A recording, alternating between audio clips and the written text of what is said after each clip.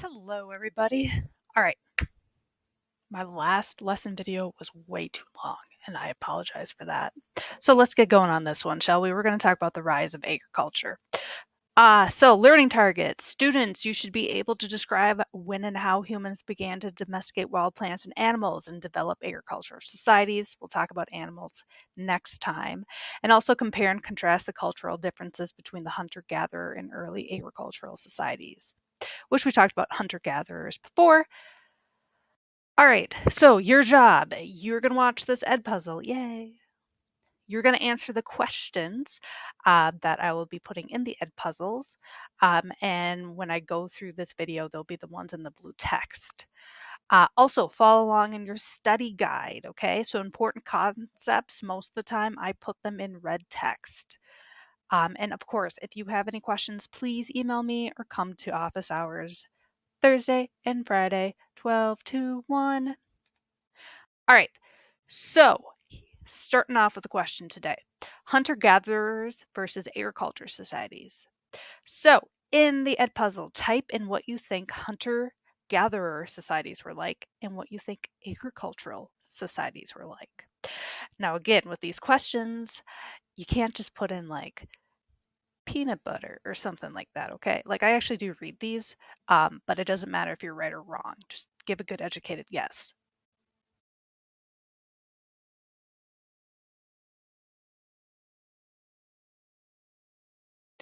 All right. So, hunter-gatherers, they're hunters. Duh. So yeah, they use stone or obsidian tools. We talked about that last time. They also hunted in groups, which is important. Okay, so they weren't solitary. They still had groups, but they weren't like crazy big. And they also gathered wild plants. Wait, what, what do Mastodons and Mammoths have to do with this? Oh, they have to do everything with it. So, Mastodons and Mammoths, yes, they were across parts of Asia as well as North America, even right here in Minnesota. So, what's the importance of them? So, they're one of the big reasons why they went extinct is because hunter-gatherer groups over hunted them. So that's one of the reasons why they're extinct. Also, the Earth warmed up. It was kind of like a two-part thing going on. So wait, there was what living in Minnesota? Yes, that's right. So, about 11,000 years ago, there were things like giant beavers living in Minnesota. That's right. They were almost as tall as humans are. There was also ground sloths, which is this lovely looking thing down here in the swamp. Uh, yes, North America once also had camels. Yeah. And they also had giant bison, which are like bison, but bigger and they have pointier, sharper, deadlier horns. All of these animals, humans had to do a part in their extinction with hunting. Okay. Crazy. All right. So another thing I want to talk about. Oop, all right, there we go. So is hearths. So you're like, what? Like a hearth? Like how you like make food? Yes, exactly. So humanoids or pre-hominids, like pre-humans, cooked meat starting about 1.4 million years ago. So hearths also they're like kind of like a fireplace oven kind of thing. They really were invented about 500,000 years ago. And humans were like, hey, when meats and veggies are cooked, like they taste like way better. So this one isn't as old. This is a Roman hearth that you see down in the corner. All right, it's your turn. Okay, so again, I don't care if you're right or wrong. This is just for fun. Put in order what plants got domesticated first. Okay, so like the first whatever you put first, the letter would be like the oldest. So your categories are banana, sugarcane, wheat, pea, beans, squash, rice, and corn. Try to put them in order.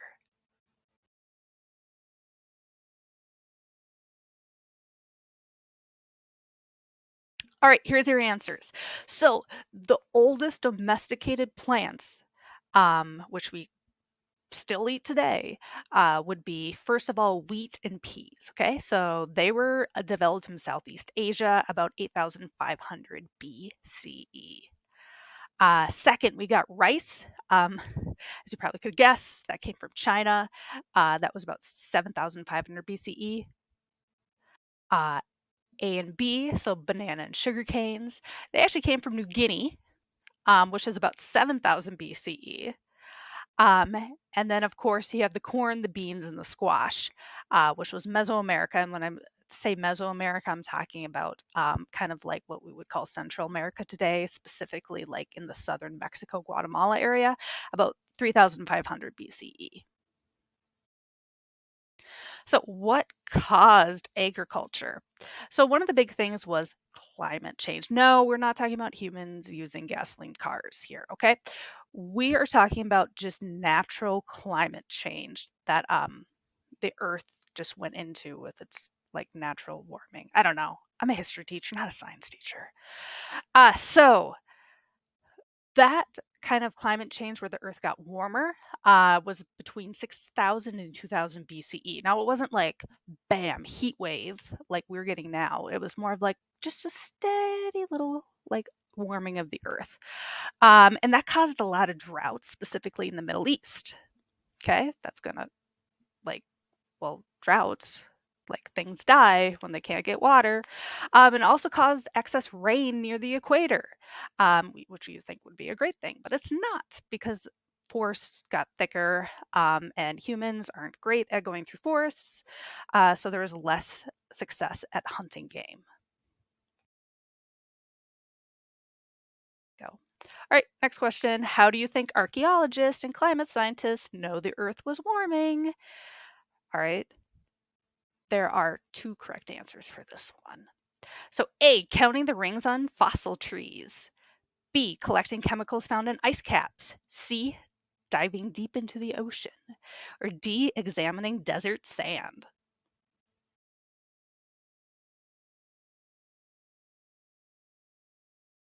All right, it was A and B. So counting the rings on fossil trees. You were like, what the heck? Why? How could you do that? But it's true. So like things like petrified woods and other fossilized woods, which I have a picture of here. I know it's really hard to see, but yeah, they do still maintain most of their tree rings.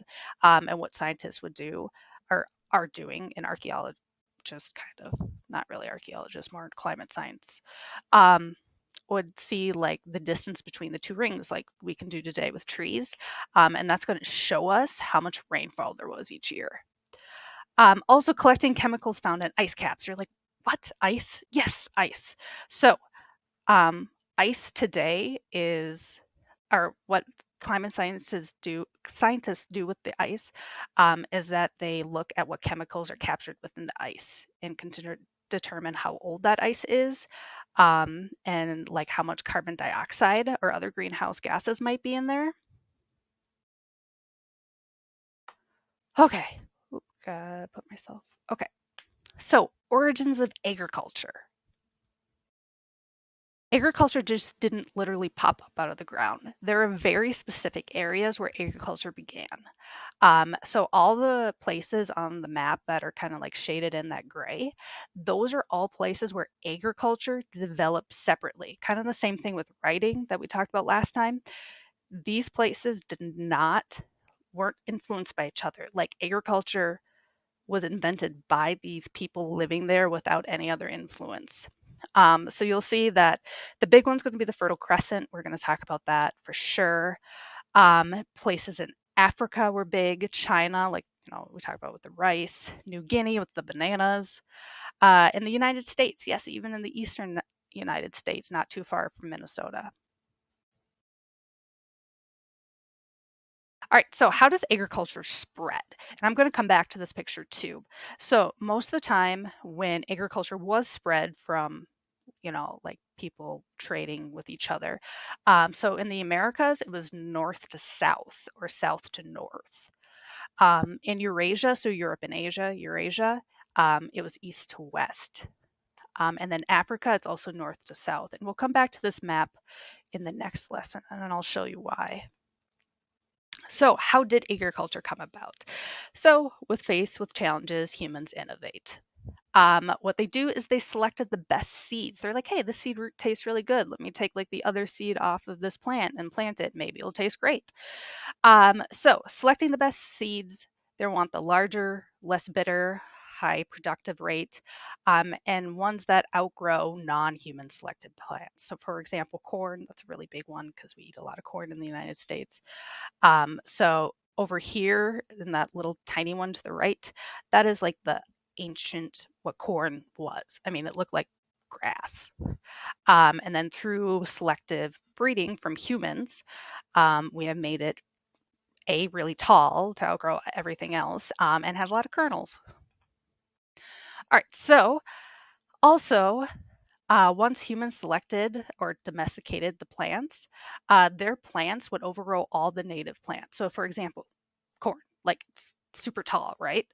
Yes, it's tall for a reason, so it can outgrow all the other plants. So, here's my next question. How do you think the growth of towns and cities linked to agriculture? Again, I'm not grading if you're right or wrong. Just give your best guess.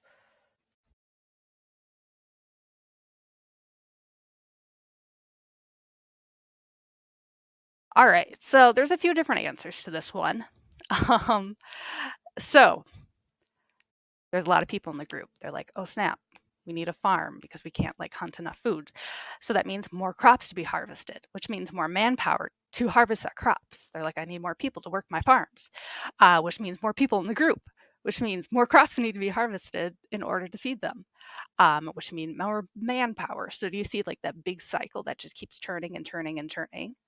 And also, um, how this links to like having people in a city or a town, is that not only do a bunch of people come together to farm together, but also um, they needed people to specialize in like things like counting crops, making the trades with other like little villages or cities, also to store the crops. Um, those are really important jobs that needed to be done. But yeah, here's a picture from Egypt about some people planting crops. Okay, so there are other results of agriculture. So people stopped moving around. Okay, so nomadism pretty much ended. Again, it's still a little bit around today. Also, the larger human numbers meant more protection. So that was one of the things, right? Like there's things out there that may want to kill humans. Bigger the number, the more protection. Also, larger human numbers meant more genetic diversity, which of course is important to our evolution. And then also more crops, so different varieties of crops, like just not eating rice all the time, means more nutrients. All right, so we're going to zoom in on the Fertile Crescent now. So I know this is a little blurry, but yeah. Anyway, we'll deal with it. So again, Fertile Crescent, that's going to be kind of in the Near East, northern part of Africa, right on the border between Europe and Asia. So like here's Egypt down by the Nile. Um, and it's really going to focus here between the Euphrates and the Tigris rivers, and we're going to explain why. Okay. And then we'll also talk about Chateau Hayouk in a little bit. Um, So here's another little map of the Tigris and the Euphrates. These are two very major rivers still today for Iraq and parts of Turkey. So what makes the Fertile Crescent fertile? That's going to be the Tigris and the Euphrates rivers. They're ancient rivers, but they're always moving. So here's my question. When a river floods, what is left behind? And sometimes lakes can do this too.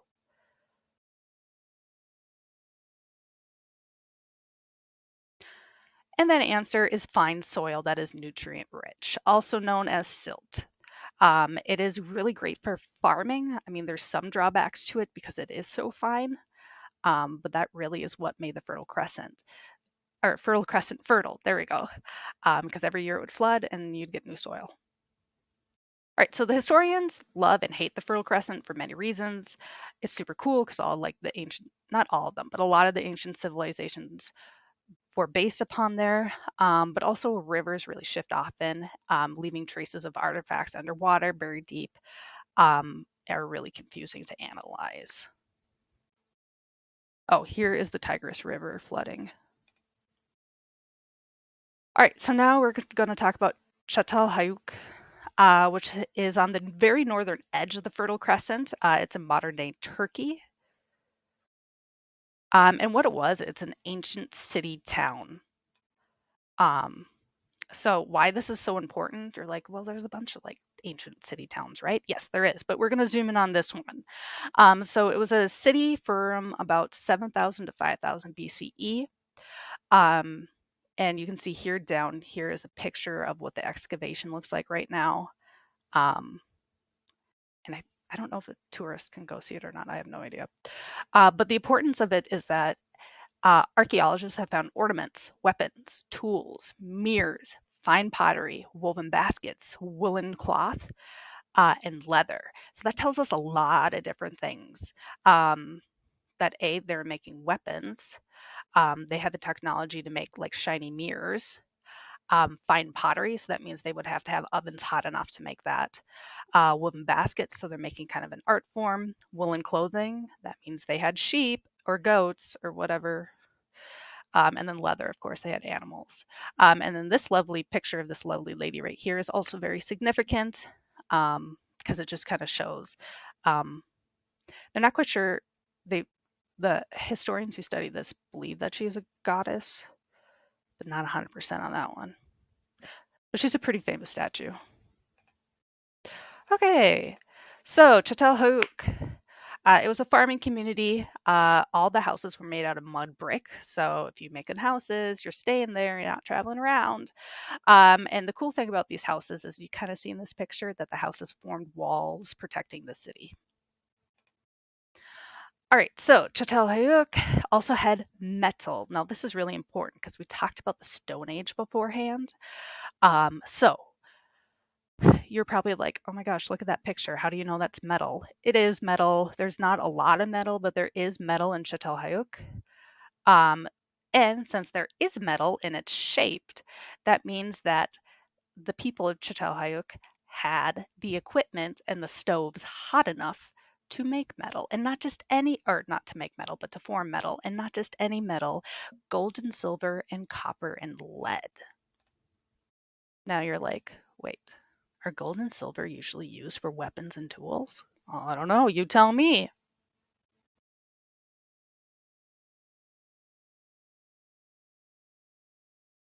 No, you don't. You don't make gold and silver into weapons and tools. I mean, you could, but they're going to be terrible. Um, so they're going to be used for like jewelry. Like right here, here's a headdress from not Chateau Hayouk, but this is from another ancient Sumerian city. All right, so the other importance is copper and lead. So silver and gold are pretty soft metals. Copper and lead are a little bit harder. So that is really awesome to see that fires were hot enough to bend metals. Now, the people at Chateau Hayouk did make copper and lead weapons. So what this means for Chateau Hayouk, goodbye the Stone Age, bye. Well, at least for them. Everyone else was still probably using stone. And here's a little copper statue. That's not from Chateau Hayouk. That's from another Sumerian city. Okay, stop. Okay, we're going to pick up animal domestication next time. So please make sure to fill out your study guide. And if you have any questions, comments, or really mean comments to me because you hate my videos, let me know because I'll be here.